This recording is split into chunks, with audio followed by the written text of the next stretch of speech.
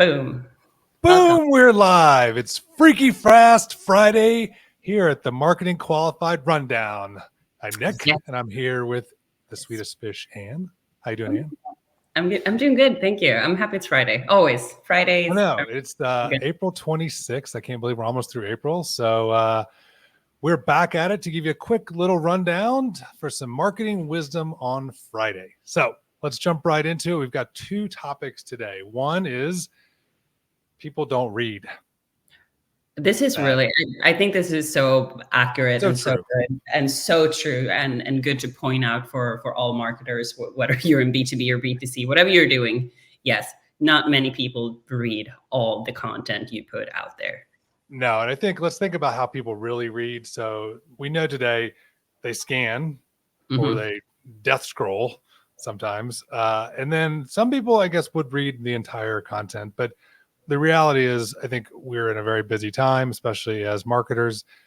The reality is we're not doing that. So I think the key is, what are some tips that we can help tell our audience for ways that they can make their audience read their shit better? Yeah. So one of the first one we wanted to talk about is the bionic reading. So if you don't know what that is basically when you can bold certain letters or certain words, because we don't read every single letter in a word typically.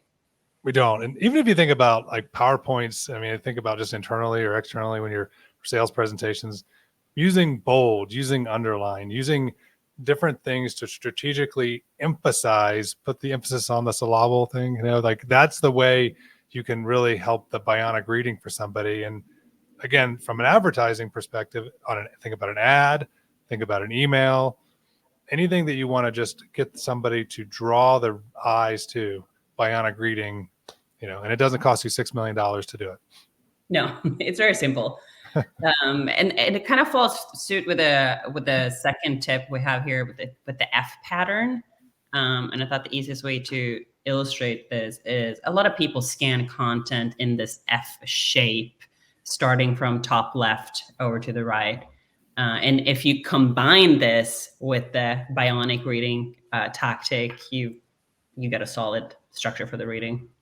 Yeah. So think about laying out the content in this way. So if you assume people do read left to right over like that, then if you're putting in, let's just say it's a blog or it's a research report or it's a flyer or whatever it is that you're wanting people to read, if you lay out the content visually that way, the likelihood is, again, that you have a little bit more chance of them reading your material.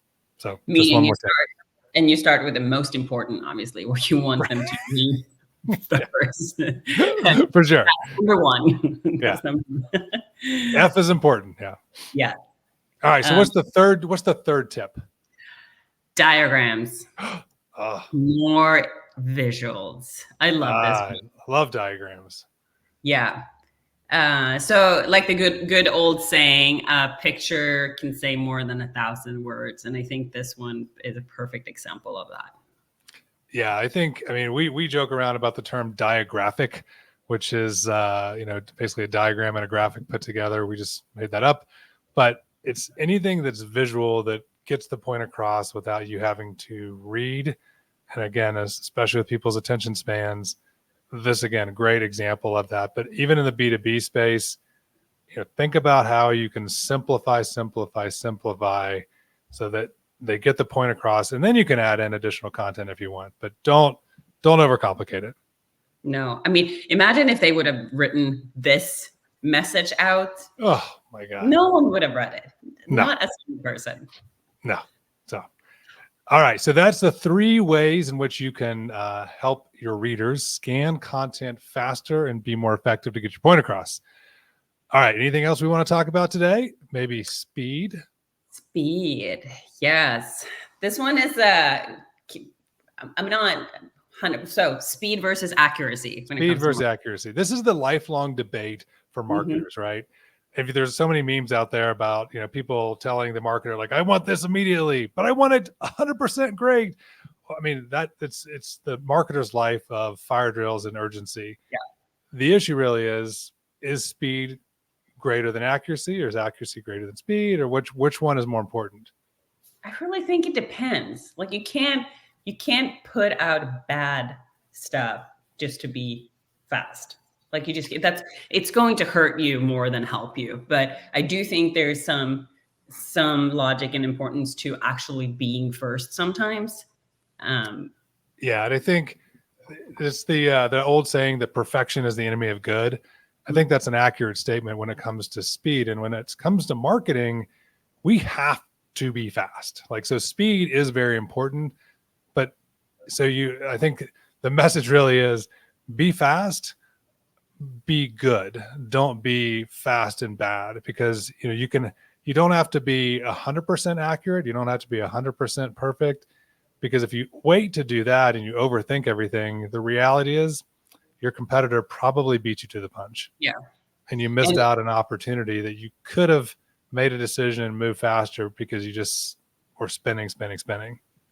Yeah. And I mean, there's certain things that are obviously easier to correct once it is published. Yeah. Like a full billboard ad,